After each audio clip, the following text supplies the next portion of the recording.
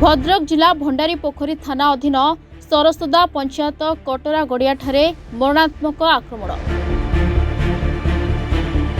Ward सभ्यों शोचनीय मृत्यु और अन्य जड़े साथी गुरुतर।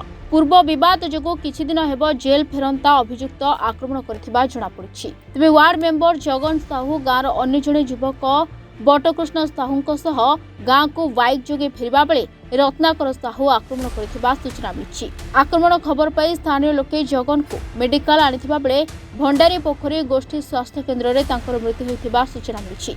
अन्य गुरुतर को भद्रक मेडिकल स्थानांतर कर तेबे अभियुक्त को स्थानीय लोके काबू करी पुलिस जिम्मा दैछथि। घटना संपर्क में अभियुक्त को पचरा उचरा जारी रहिथिबा बेले दृढ़ कार्यानुष्ठान नियाजिबो बोली अतिरिक्त आरक्षी अधीक्षक सूचना दैछथि। देखो गतकाली सन्ध्या जहाँ सूचना आसाला गाँव जड़े युवक रत्नाकर साहू बोली से अन्य जड़े युवक भर किसी पाटकुंड होता है झगड़ाझाटी होता से समय से छुरी आक्रमण करते परवर्त समय दुई जन भर जेहेतु दस्तादस्ती होता आहत होते परवर्त समय से भंडारी पोखरी मेडिकल गणाई सेठारे डॉक्टर जी मृतक अच्छा मृत्यु घोषणा करते जी अभियुक्त एतर अच्छा रत्नाकर साहू पुलिस गिरफ्त कर बर्तमान पुलिस कस्टडी अच्छा तदंत जारी रही।